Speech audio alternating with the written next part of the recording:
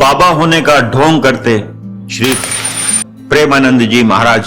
तो हमने ऐसा क्यों कहा कि वे बाबा होने का ढोंग कर रहे हैं? तो आइए इस वीडियो में ये जानते हैं और हमारा प्रत्यक्ष अनुभव जो रहा उनसे एकांतिक वार्ता का, जिसके आधार पर हम ये जान पाए कि वे एक बाबा होने का नाटक कर रहे हैं। तो हम हमारे प्रत्यक्ष अनुभव को इस वीडियो के माध्यम से आप सुने और एक बहुत विशेष बात इस वीडियो में आगे कहेंगे, उस बात को अवश्य सुने।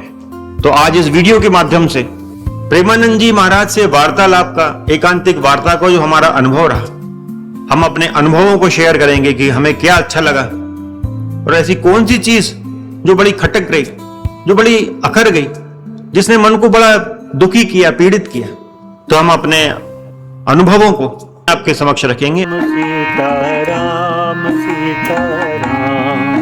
मित्रों नमस्कार, हमारा नाम है हर्ष तिवारी और आध्यात्म जगत के इस चैनल रामायण बाय हर्ष तिवारी में हम आप सभी का बहुत बहुत स्वागत करते हैं और आपसे ये विशेष निवेदन करते हैं कि कृपया इस चैनल को सब्सक्राइब करें, वीडियोस को शेयर करें, लाइक करें।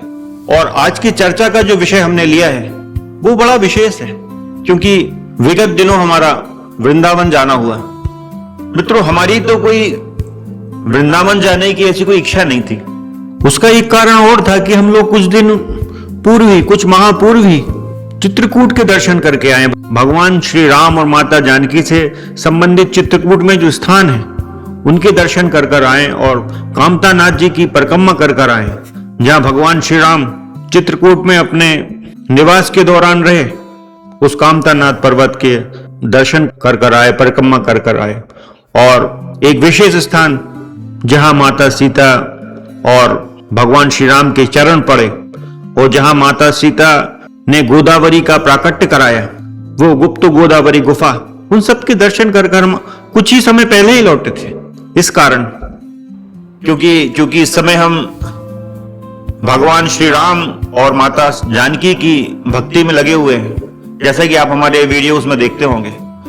तो वृंदावन से बहुत ज्यादा लगाव इस समय हमको नहीं है, ये एक ईमानदारी की बात है। हाँ, लेकिन यदि कोई अयोध्या जाने की बात कहेगा और चित्रकूट ले जाने के लिए कहेगा तो तुरंत तैयार है, अभी चलो अयोध्या।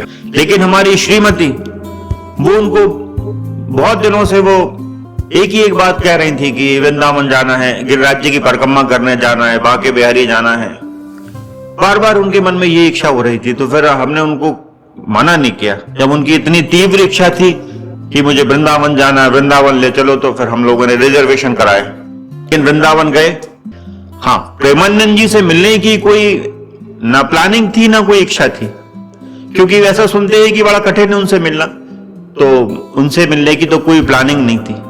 और वृंदावन में तो श्री गिरिराज जी की परिक्रमा और बांके बिहारी और राधा वल्लभ इत्यादि, राधा रमन इत्यादि मंदिरों के दर्शन का ही प्लान था। लेकिन गुरुदेव की कृपा से एक विशेष अवसर हमको मिला, हमको प्रेमानंद जी महाराज से एकांतिक वार्ता करने का अवसर मिला। हमारा तो कोई वृंदावन में ना परिचय है, ना हमारा इतना सामर्थ्य है कि किसी प्रकार से हम प्रयास करें और हमारा एकांतिक वार्ता हेतु तो चयन हो जाए। लेकिन गुरुदेव की ऐसी कृपा हुई, कुछ ऐसी दिव्य लीला घटी जिसको हम यहां तो बता नहीं सकते, लेकिन एक गुरुदेव की कृपा की एक विशेष दिव्य लीला हुई और उसके माध्यम से हमारा प्रेमानंद जी महाराज से एकांतिक वार्ता हेतु चयन हुआ। और केवल चयन नहीं हुआ, केवल दर्शन लाभ ही नहीं मिला, हमको प्रश्न पूछने का अवसर भी मिला। हमने 2 साधारण से प्रश्न पूछे, लेकिन प्रेमानंद जी महाराज ने उन प्रश्नों का अति सुंदर उत्तर दिया। पहले तो एक स्थान पर सोबरी कुंड नामक स्थान है वृंदावन में, जहां बाबा जी दर्शन देते हैं। वहां बहुत बड़ी संख्या में लोग पूरी रात भर वहां बैठे रहते हैं। फिर वहां से बाबा जी ऐसा निकलते हैं, बीच में एक रास्ता बना हुआ है, तो वहां से निकलते हैं। तो पहले तो हम और हमारी वाइफ जल्दी से सोबरी कुंड की तरफ रवाना हुए। अब हमको तो पता नहीं था कि सोबरी कुंड कहां है, लेकिन वहां सुबह सुबह ऑटो वाले इत्यादि लोग मिल जाते हैं। तो पहले दिन हमने सोचा कि क्यों ना सोबरी कुंड में ही दर्शन कर लेते हैं, क्योंकि अब वहां सुनते हैं कि आसानी से बाबा जी दर्शन देते हैं, कोई भी वहां जा सकता है। तो हम लोग सुबह सुबह चले गए शोभरी कुंड में। तो वहां सब 5 बजे के आसपास जाकर बैठ गए और 8 बजे के लगभग वो आए। 3 घंटे बैठे रहे, पैर सूज गए, क्योंकि इतना ज्यादा बैठने की आदत नहीं है और वहां बैठने की कोई व्यवस्था नहीं थी, चटाई पर बैठे रहे। लेकिन हम हमारी श्रीमती को मिलाना चाहते थे कि उनके दर्शन तो कर लें, क्योंकि उनके मन में राधा राधा की भक्ति बहुत ज्यादा बलवती हो रही है। तो उनके कारण हम गए। तो 3 घंटे बैठे रहे, फिर वो 8 बजे के लगभग आए। तो वो आए और पहले उनके बहुत सारे परिकर जो उनको ऑनलाइन वीडियोस में देखते हैं वो लोग सब आए, और फिर बाबा जी आए। वो इतने जल्दी आए कि एकदम भीड़ के साथ वो आए, उनके परिकरों की, और थोड़ी देर कुछ सेकंड्स के लिए दर्शन हुए और वो चले गए। तो एक बड़ी अजीब सी बात लगी कि यार इतने 3 घंटे बैठे रहे और बस 5-7 सेकंड के ही दर्शन हुए, क्योंकि वो आते समय भी दूर से नहीं दिख पाते हैं। क्योंकि यदि अपन हिलते डुलते हैं, ऊंचे खड़े होते हैं तो लोगों को दिक्कत होती है, तो इसलिए वो लोग मना करते हैं कि आप जहां बैठे हो वहीं बैठे रहो।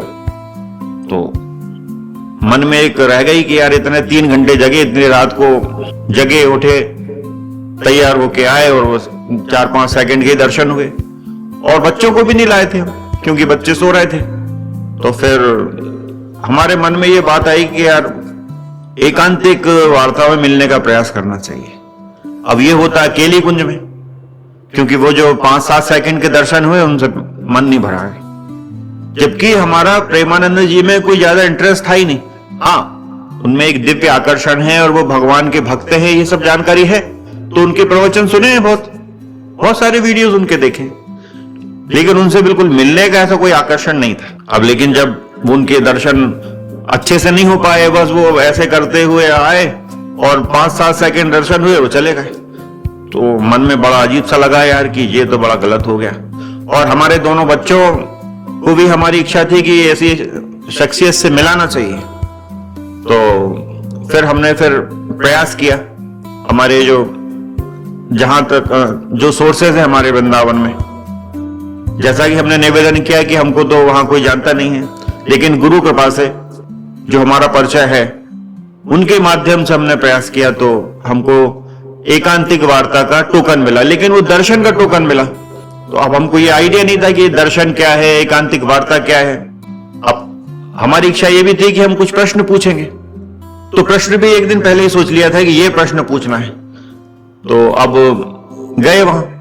तो सुबह सुबह वहां जाने के लिए हम 3 बजे रात को उठाए और जल्दी से स्नान कर दिया। हमारी श्रीमती भी स्नान ध्यान करके तैयार हो गई और हम लोग 4 बजे ही निकल लिए। 5:15 बजे का टोकन था हम लोगों का, लेकिन हम लोग 4 बजे निकल गए। वहां गाड़ी भी मिल गई, वो ई रिक्शा मिल गया हमको सुबह सुबह। तो उसमें बैठ के हम लोग चारों लोग चले गए केली कुंज। और पहले तो काफी देर 1 घंटे तक वेट करना पड़ा बाहर, क्योंकि 5:15 बजे का टोकन था। तो वो टाइम के हिसाब से भेजते हैं, बड़ा नियम कानून है उन लोगों का। तो वेट करते रहे और जब हम लोगों को बुलाया कि हमने बताया कि भैया ये हमारा टोकन है, मोबाइल में दिखाया, तो उन्होंने कहा सर आप जाइए। तो 5 बजे हम एंट्री की हमने। तो हमसे पहले वहां उस हॉल में, केली कुंज में एक बहुत बड़ा हॉल है, पहले हमने देखा था टीवी पे कि एक छोटे से रूम में बाबा जी का एकांतिक वार्तालाप होता था, एकांतिक दर्शन होता था। लेकिन ये तो काफी बड़ा हॉल है, अभी बना है केली कुंज में, क्योंकि अब भीड़ बढ़ रही है तो लोग दर्शन करना चाहते हैं उनके। तो हमको पीछे बैठा दिया गया, हमारे बच्चों को। वहां क्या है कि लेडीज अलग बैठती हैं और जेंट्स अलग बैठते हैं। तो बच्चों को थोड़ा पीछे बैठा दिया गया और हमको भी एक जगह पीछे बैठा दिया गया। तो हमने उनसे कहा कि यार भैया हमारी इच्छा है कि हम आगे बैठे, क्योंकि मन में था कि पास से बैठ के दर्शन हो जाए तो अच्छा है। लेकिन वो उन्होंने कहा कि आपके पास कोई वर्दी है क्या? हमने कहा कि हम वकील हैं। वर्दी मतलब या आप कोई सेना में हैं या कोई पुलिस बल में आप तैनात है? हमने कहा नहीं, हम तो वकील हैं। कहने आप तो फिर वहीं बैठिए। तो हमको पीछे बैठा दिया गया। अब बहुत पीछे थे तो वहां से पता नहीं ठीक से दर्शन भी नहीं हो पाते। तो फिर हमने हमारा प्रश्न भी दिया उनको। परिकर, बहुत सारे लोग जो उनके परिकर रहते हैं आसपास, कुछ मुख्य परिकर रहते हैं, कुछ जो सामान्य परिकर हैं, वो लोग प्रश्न सब लोगों से ले रहे थे। तो प्रश्नों का इतना बड़ा गट्ठा बन गया, लेकिन हमने हमारा प्रश्न दिया। लेकिन चूंकि हम बहुत पीछे बैठे हुए थे, इसलिए हमारे मन में एक निराशा सी थी कि अरे इतने पीछे बैठे हैं, सामने इतने सारे लोग हैं तो ठीक से दर्शन ही नहीं हो पाएंगे। तो ये निराशा थी। अब इसको हमारी मूर्खता भी कह सकते हैं, बचपना कह सकते हैं, जड़ता भी कह सकते हैं कि हमारे मन में ये विचार था कि पास जाके दर्शन करें, लेकिन वो हमारे मन में ऐसा विचार आया कि अरे इतने पीछे बैठे हुए हैं। फिर हमने एक प्रयोग किया, हमने टेलीपैथी की। एक विधि होती है जिसके माध्यम से एक योग की प्रक्रिया है वो कि संदेश भेजा जाता है।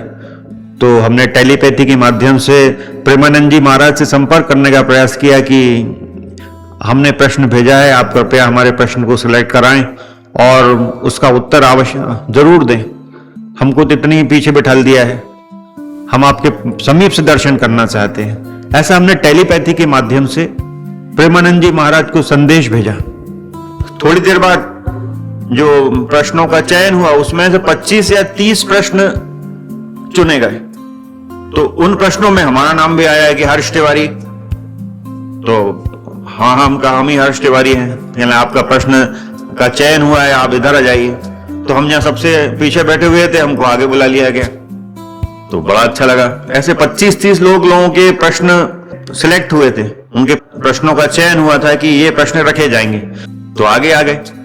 अब फिर जब बाबा जी आए, महाराज जी, तो जब उनका प्रवेश हुआ तो एक उस हॉल का बिल्कुल वातावरण ही बदल गया। बहुत से लोग फूट फूट कर रोने लगे। आवाज, लोग ऐसे नहीं रोते कि चिल्ला रहे, लेकिन वो बड़ा अजीब सा कुछ हो जाता है लोगों को कि वो बिलक बिलक कर रो रहे हैं लोग, और ऐसा लगा जैसे किसी ने जादू कर दिया। आप हमारी ये फोटो देखिए, इस वीडियो में आपको ऐसा लगेगा कि जैसे कोई सांप सूंघ गया हो। बड़ा अजीब सा हो जाता है जैसे ही उनका प्रवेश होता है। उनके व्यक्तित्व में गजब का आकर्षण है। भक्ति की शक्ति है, क्या है, साधनाओं की शक्ति है। और उन 25-30 प्रश्नों में केवल 4 या 5 प्रश्न ऐसे थे जिन नवल नागरी बाबा ने जिनको पूछा। तो हमारा 3rd नंबर था प्रश्न का, लेकिन वो एक महिला का पहले प्रश्न हुआ, उसके बाद फिर हमारा प्रश्न हो गया। सेकंड जो क्वेश्चन था उसको हटा के फिर जो हमारा 3rd नंबर को ही सेकंड कर दिया गया। टोटल 5 क्वेश्चन हुए। तो गुरु सत्ता के प्रभाव से हमारा प्रश्न पूछा गया। हम लिंक दे रहे हैं, इसमें आप हमारा प्रश्न और महाराज जी का सुंदर उत्तर देख सकते हैं। अब हमने ऐसा क्यों कहा कि प्रेमानंद जी महाराज बाबा होने का ढोंग कर रहे हैं, तो हमने एक सा लिख के और बिंदी लगाई है।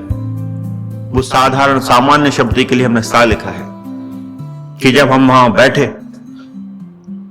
और उस दिव्यता का अनुभव हमने किया,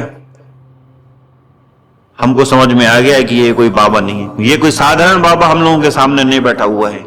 ये तो कोई अलौकिक शक्ति प्रकट हुई है वृंदावन में, कोई गोलोक की शक्ति प्रकट हुई है। श्री राधा कृष्ण की उस गोलोक के कोई महान आचार, किसी देवता का प्राकट्य हम लोगों के समय में हो गया है। ये सौभाग्य की बात है, क्योंकि हमारी स्वयं की 30 वर्षों की लगभग की साधनाएं हैं। हमने हमारे वीडियोस में बताया इसी YouTube चैनल पर कि हमारी साधनाओं का स्तर कहां तक गया, हमने कैसे दिव्य अनुभव किए और हमसे कहां गलती हो गई तो साधनाओं के इतने उच्च स्तर पर पहुंचकर भड़ाम से गिरे जमीन पर। ये सब हमने बताया है इस वीडियो में आप हमारे उन साधना के अनुभवों को देख सकते हैं जाकर। लगभग 30 वर्षों की साधना है, लेकिन जब बाबा जी के प्रेमानंद जी महाराज जी के सामने बैठे तो हमारा तो कोई अस्तित्व नहीं था उनके सामने। ऐसा लग रहा था जैसे यदि हमारी उनसे कोई तुलना हो तो ऐसा लगता है कि हिमालय पर्वत के सामने, विराट हिमालय के सामने छोटा सा एक कंकड़ रख दिया हो। ऐसा विराट व्यक्तित्व है प्रेमानंद जी महाराज का। इसलिए तो हमने कहा कि वे बाबा होने का नाटक कर रहे हैं। वे बाबा नहीं है, वे कोई दिव्य शक्ति है, कोई अवतारी पुरुष है। साधारण व्यक्ति वे नहीं हो सकते, साधारण बाबा वे नहीं हो सकते। बिल्कुल प्रत्यक्ष आंखों देखी आपको बात बता रहे हैं। आप वीडियो में किसी का चेहरा देखिए, ऐसा लगता है कि किसी अजीब नशे में लोग खो गए हो, बड़ा अजीब अनुभव है। उसको आप शब्दों में कैसे ढालेंगे? आप लोगों के चेहरे देखिए, जैसे किसी ने उनके चेहरे पर उनके ऊपर जादू कर दिया हो, मैस्मराइज कर दिया हो, बड़ा अजीब सा। और एक वीडियो में उन्होंने कहा भी है कि हम तो सॉन्ग कर रहे हैं। सॉन्ग यानी ढोंगी तो होता है, नाटक। तो प्रेमानंद जी महाराज को कोई साधारण बाबा समझने की भूल नहीं करना चाहिए। ये कोई अवतारी पुरुष, किसी ऋषि का, किसी प्राचीन ऋषि का, जो संभवतः राधा कृष्ण की सेवा में रत हो उस परम दिव्य गोलोक में, ऐसे किसी ऋषि का, किसी आचार्य का प्राकट्य हुआ है प्रेमानंद जी महाराज के रूप में। और हमने एक बात और कही कि ये किडनी फेल का तो बहाना है। इतना खराब हमने क्यों बोला? जानबूझ के बोला। हमने ये भी बोला कि हमको बड़ा पीड़ादायी अनुभव भी हुआ, वहां कुछ बात ऐसी थी जो खटक गई। वो इसलिए बोला कि उनको इतना कष्ट है, उनकी दोनों किडनियां फेल है, फिर भी वो 20 वर्षों से सामान्य तरीके से जी रहे हैं। किडनी फेल जिसकी होती है उसको बड़ा कष्ट होता, कष्ट उनको भी है, लेकिन ना चेहरे पे इतनी आभा होती है, ना इतना हास्य प्रयास से सब किडनी फेल वाले मरीज को नहीं होता है। लेकिन वे इतने घंटों प्रवचन देते हैं, लोगों से मिलते हैं। तो देखिए किडनी फेल का बहाना क्यों? वे चाहें तो उनकी जो तपस्या है, उनकी जो साधना है, वे स्वयं समर्थ हैं अपनी किडनियों को ठीक करने के लिए। उन्हें राधा रानी से या भगवान श्री कृष्ण से बोलने की आवश्यकता नहीं है, वे स्वयं समर्थ हैं। लेकिन फिर भी वे किडनी फेल के उस कष्ट को, डायलिसिस के कष्ट को सह रहे हैं। तो क्यों सह रहे हैं? यहां हम लोगों को दुखी होने की आवश्यकता है कि हम लोगों के जो पाप हैं, ऐसी जो दिव्य आत्माएं हैं, जो महान आत्माएं हैं, वे किसी ना किसी बहाने से, आपने देखा होगा कि बड़े बड़े सिद्ध संतों को, किसी को कैंसर है, किसी को कुछ रोग है, ये रोग उनका नहीं है। बाबा जी महाराज जी बार बार कहते हैं कि मेरे से कुछ पाप बन गया है जिसको मैं भोग रहा हूं, भोग तो भोगने होंगे। बाबा जी का कोई पाप नहीं है, ये हम लोगों के पाप हैं जो महाराज जी भोगत रहे। हम लोगों के कष्टों को कुछ कम करने के लिए उन्होंने उस किडनी फेल के रोग को धारण किया है।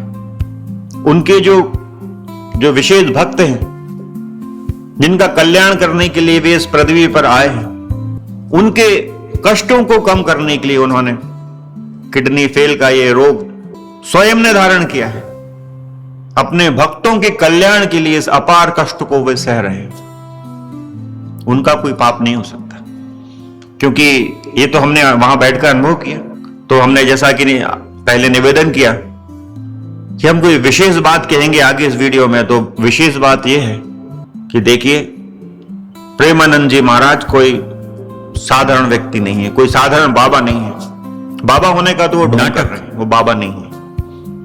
कोई महान शक्ति का प्राकट्य प्रेमानंद जी महाराज के रूप में हुआ है।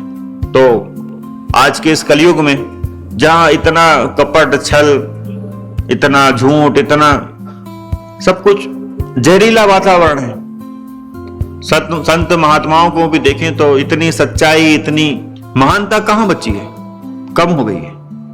वैसे तो आज भी सिद्ध संतों की कोई कमी नहीं है भारत में। भारत तो सिद्धों का ही राष्ट्र रहा है प्रारंभ से, लेकिन बहुत कम ऐसे सिद्ध संत हैं जो समाज के सामने आते हैं। वे लोग अपने आप को छिपा कर रखते हैं। कुछ हिमालय की कंदराओं में पाए जाते हैं, कुछ हमारे आसपास ही होते हैं, लेकिन हम लोगों को ज्ञात नहीं होता उनकी महानता के बारे में कि वो क्या हस्ती हैं। अनेक ऐसे सिद्ध महात्माओं से हम परिचित हैं, उनकी जानकारी हमको है, लेकिन प्रकट रूप में और ऐसे व्यक्ति जो जनता के समक्ष स्वयं आ गए हैं या उनको श्री जी द्वारा लाया गया है।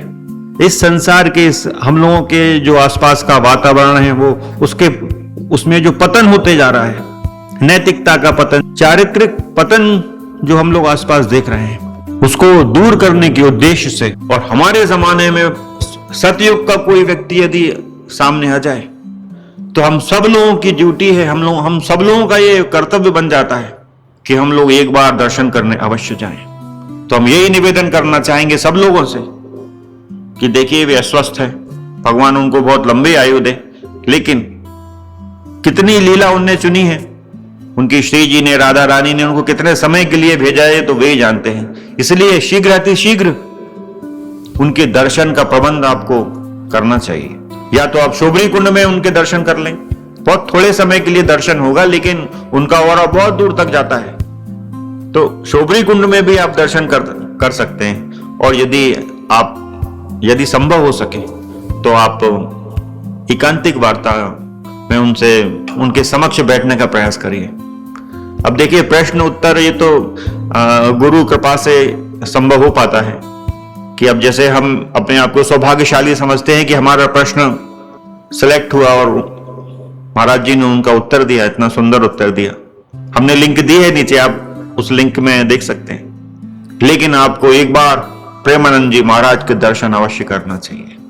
अब हमको तो ये सौभाग्य गुरु कृपा से प्राप्त हुआ, और चूंकि हमारी श्रीमती बहुत हट कर रही थी, तो ऐसा लगता है कि गुरु सत्ता ने हमको प्रेमानंद जी से मिलाने के लिए वृंदावन का ये पूरा प्लान बनवाया और हमारी श्रीमती को निमित्त बनाया कि वो एकदम जिद पर अड़ गई कि वृंदावन चलो, वृंदावन चलो।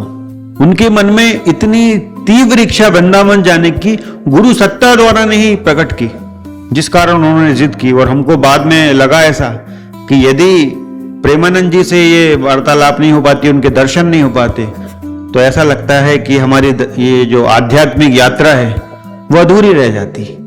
प्रेमानंद जी से मिलना इतना आवश्यक है, उनके दर्शन, उनके समीप बैठना इतना आवश्यक है। अब ये बात जरूर है कि अभी इस समय हम चूंकि राम जानकी जी की भक्ति में हैं, तो वृंदावन से अभी हमारा इतना मोह नहीं है, थोड़ा कम हो गया है। अयोध्या और श्री राम जी के स्थानों से हमारा प्रेम ज्यादा है इस समय। अब हम ये जानते हैं कि दोनों में जो राम है वही कृष्ण है, जो कृष्ण है वही राम है, जो सीता है वही राधे हैं, इनमें कोई भेद नहीं है। जो वृंदावन है वही अयोध्या है, ये हम समझते हैं इस चीज को। लेकिन अब चूंकि वृंदावन खूब गए हैं, गिरिराज जी खूब कई बार गए हैं, दिन भर गिरिराज जी की परिक्रमा करी है, रात भर करी है, तो ऐसा नहीं है कि वृंदावन से प्रेम नहीं रहा है, खूब रहा है। लेकिन अभी वर्तमान में थोड़ी सी स्थिति अलग है। लेकिन ये जो यात्रा हुई है ये तो गुरु कृपा से हुई है, जानकी जी की कृपा से ही हमको ऐसा लगता है संभवतः है कि हमारी साधनाओं की पूर्णता के लिए गुरुदेव ने प्रेमानंद जी के पास भेजा कि जो कमी हो रही होगी वो उनके सानिध्य से दूर हो सके। तो चूंकि ये यात्रा हमारी श्रीमती की जिद के कारण हुई, वृंदावन जाने की उनकी तीव्र इच्छा के कारण हुई, तो प्रेमानंद जी महाराज के दर्शनों से हमको जो भी लाभ हुआ, जो भी आध्यात्मिक सांसारिक साधना से संबंधित जो भी लाभ हुआ, इसका पूरा श्रेय हम अपनी श्रीमती को देते हैं। और इस वीडियो के अंत में हम आदरणीय प्रेमानंद जी महाराज से, श्री जी से, श्री राधा रानी से, श्री ठाकुर जी महाराज से, हमारी जानकी माता से बारंबार क्षमा मांगते हैं कि हमने एक बड़ा ऊंचा शब्द हमने प्रयोग किया है, ढोंग शब्द का हमने इस वीडियो में बार बार प्रयोग किया है, हमको करना पड़ा। उसके लिए हम हमारी जानकी जी से, श्री जी से और आदरणीय प्रेमानंद जी महाराज से उनकी बारंबार चरण वंदना करते हुए अपने इस इतने बड़े अपराध हेतु बारंबार क्षमा चाहते हैं, बार बार क्षमा मांगते हैं। तो आज इस विषय में बस इतना ही, फिर अगले वीडियो में भेंट होगी। तब तक के लिए अनुमति दें। जय सिया राम, जय जय श्री सीताराम। राम राम राम राम।